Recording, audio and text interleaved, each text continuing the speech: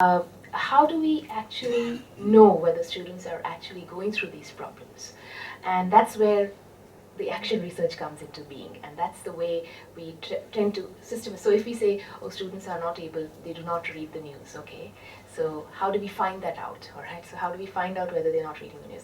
How do we know that, oh, I don't like science classes, or I don't like English classes, or so on and so forth? So that's where we get into the systematic way of finding out, rather than just sitting with our own intuitions or our understanding or our comprehension of what. And that's where this particular process comes into being. And what we used for our particular project was we got, yes, I think you have them in your sheets as well. We used three, like I said in the beginning, we used three different ways of finding out where is it that students uh, are faltering, or what is it that students are struggling with, or what is it that students like, or what is it that students don't like, or what is it that they think about this, and so on and so forth. So we had like classroom observations being conducted. Okay, I had the privilege of having two research assistants to help me out with this.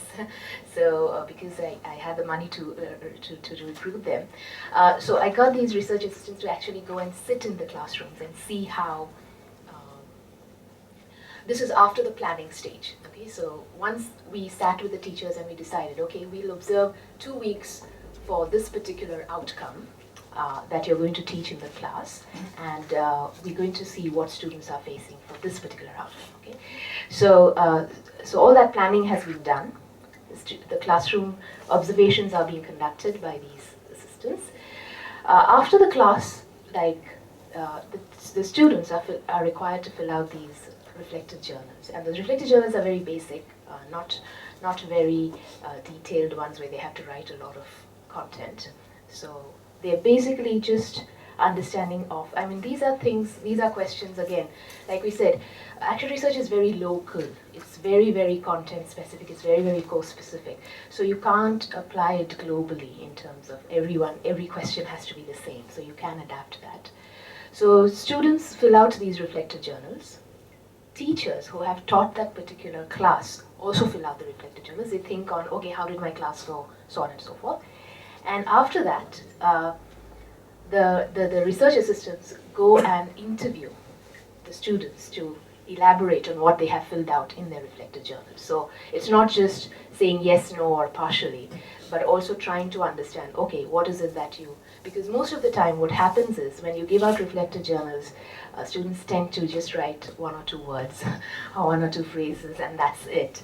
So it's very difficult to gauge exactly. I mean, you may be able to get an idea that, oh, they are struggling with this aspect, but when you interview them, what happens is you get a bigger picture of what is it they're struggling with. So we had focus group interviews with the students.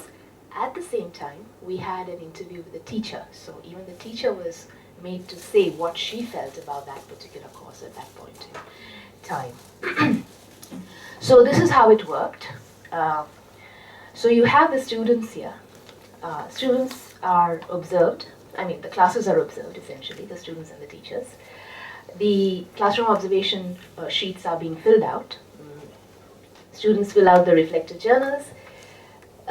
Focus group interviews are held with them.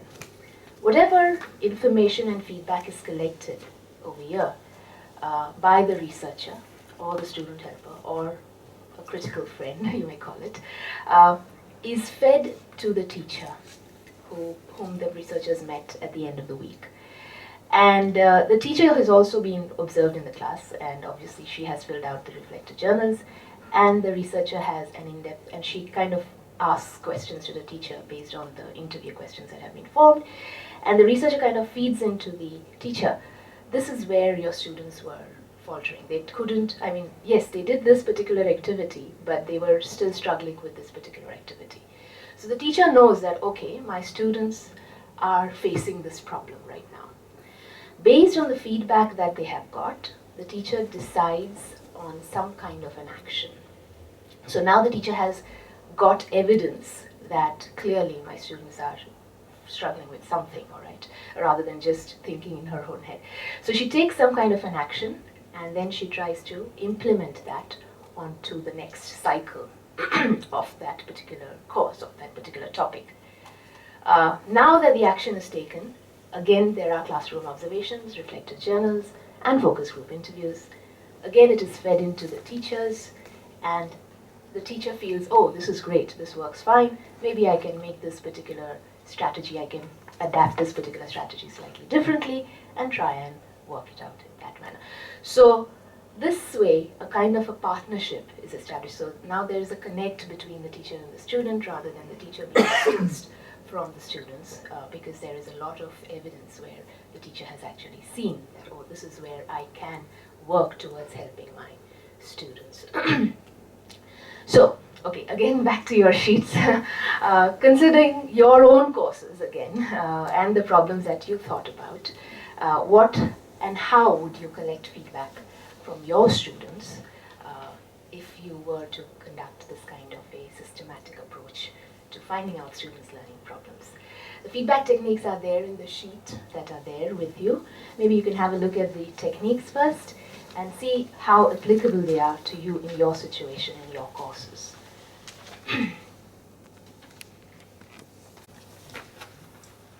Which means it's not necessary every time you have to do classroom observations, interviews, and reflected journals. You can do other ways of collecting feedback.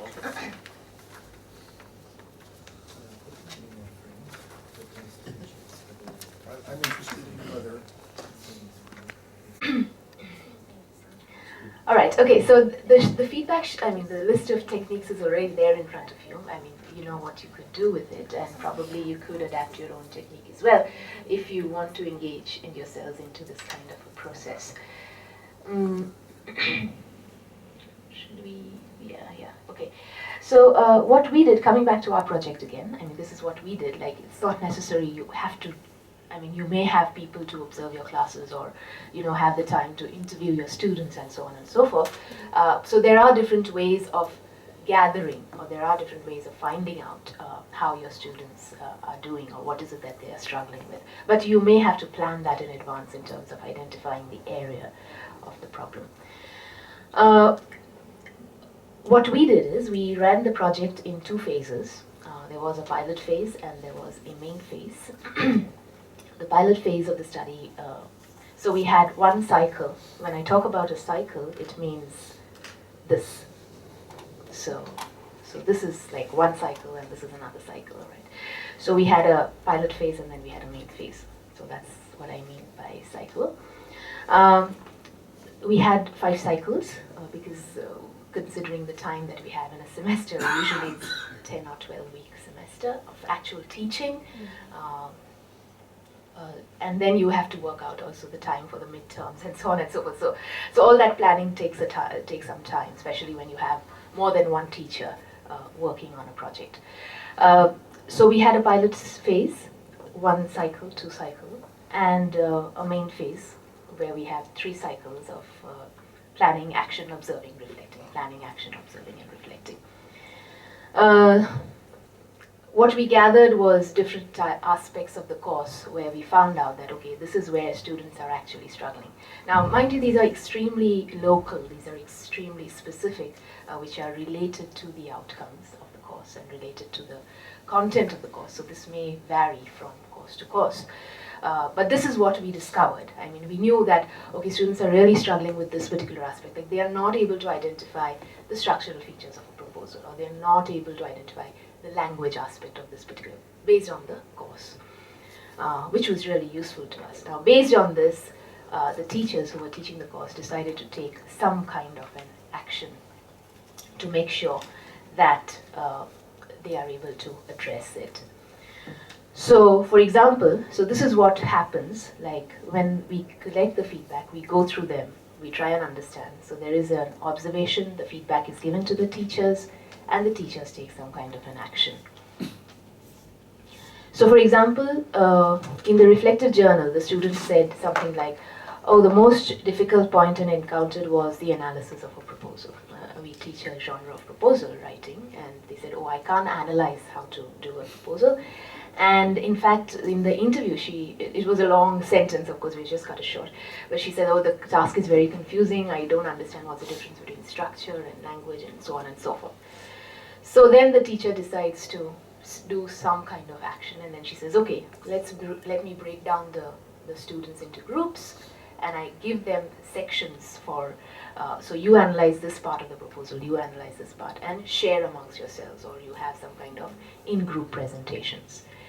After which, in the main phase, we collect the feedback. Again, we observe, and the feedback is given to the teacher, and the teacher is given. Now the students are saying, oh, okay, it's quite an interesting lesson. So now we can see from the feedback that has been received that students say, this is better than the teacher just giving me a sheet and asking me to fill up something. It's better that I do some kind of activity and then fill out that sheet. So the students are able to do that properly. And the students are also saying, oh, I've understood the techniques and the points that are covered in the class. So the students are able to do that. And so then the teacher says, fine, this particular action is really useful for me. Let me try and adapt it in a different way. And now instead of having them present amongst themselves, let me ask them to come and present in front of the class. So I mean, this is again very individualistic. I mean, it depends on your experience and your teaching, how you want to do it. But this is what was done. So here are some examples. So for example, when this is related to the main phase of the study, where the teacher employed cooperative learning. Cooperative learning is essentially where you put together students of different abilities, and rather than just getting them to form themselves groups with their friends, you put together students of different abilities and get them to help each other and discuss. So grouping students with different abilities together to present on different parts of advertisement analysis. And the main aim of the teacher was, because that's what she found out, that, oh, the students are not able to identify between what is the describing and what is analyzing. So her main aim was to help them to understand that with further knowledge and reassurance. Another teacher, what she did is she got students to come and do a kind of a role play in the class, and then got students to guess what kind of strategies are being used by that particular group. So what happens is now that students are becoming more active as learners, and they are participating. So that is helping them so the teacher is also trying to make the class more interesting, whereas it would have been very boring in the first place. So forming groups to engage in a role play, allowing students to adapt and create the text. Again, because adapting and creating is an important outcome of the particular course. After the action was taken, like we said, it is a cycle, right? So we gathered feedback through those particular tools that we had. And from what students said in their reflective journals and their interviews, this is what we found out, that they felt accountable to each other, because when the teacher breaks down the task or the activity into groups and assigns, okay, you do this part, you do this part, and you do this part, they feel accountable to each other, and they are interdependent. So it develops a sense of positive interdependence. Yes, they are happy, they are intrinsically motivated. I mean, there's no way we didn't have a intrinsic motivation questionnaire, but from what we gathered was this. Most importantly, which is important for the course, they were talking, and speaking is an important outcome of the course. So they were developing some kind of community. They were clarifying, they were checking with each other. They were thinking, they were not just describing, oh, this is a blue color and this is the word, this is a pun used here, but they are trying to say, why is the pun used there, or why is this particular word used there? So they are developing those kind of critical thinking. They have developed definitely a better understanding of text, which is obvious in their reflective journals, and they are able to create this. So this is one way where we found out that, yes, if the teacher tries to act upon the problems that students face, clearly it can be seen in what the students do perceive and do notice it. Not only this, we also checked their actual work. So the actual work. So the end of each cycle, not each cycle, but actually, so let's say in the second cycle, all right, of the first phase, we got students to produce a text. So, or not necessarily an entire text, but something like a little task or an activity. So we also wanted to see that if students are saying, oh, now I understand the task, now I'm able to do it, students may say it, but probably when it comes to actually doing it, it may not be the case. So we also wanted to check if that's happening. And when we saw that, we could see that before in the pilot phase clearly. It's repetitive, the kind of production that they write, the text that they write is very repetitive. They are not able to elaborate the key features of the text and so on and so forth. And when we do this particular kind of breaking down activity, clearly they are able to make the connections between different aspects of the text and appreciate the text more wholly and more holistically. So that was the strategy that we used. Again, back to your sheets. What do you think in the problems that you have perceived you could use some kind of strategies to address the problems that you may have faced in your classes? I mean, this is all hypothetical in the sense that you don't know what kind of feedback you get, but in the light of the problems that you have perceived for the courses that you teach, what kind of actions or strategies do you think you could take from the list of strategies that are there in your sheet?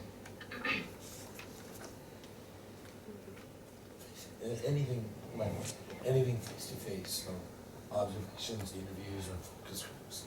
I find I get more information back, or I can gauge the level of responses by actually watching them. Right. Whereas I don't really trust what they write or what they click.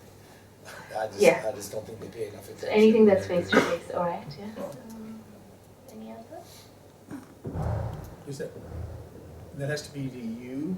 And so do you think you get different feedback from them face to face than they would to someone who wasn't their instructor? I'm a very welcoming guy. Okay. No, I think that's important.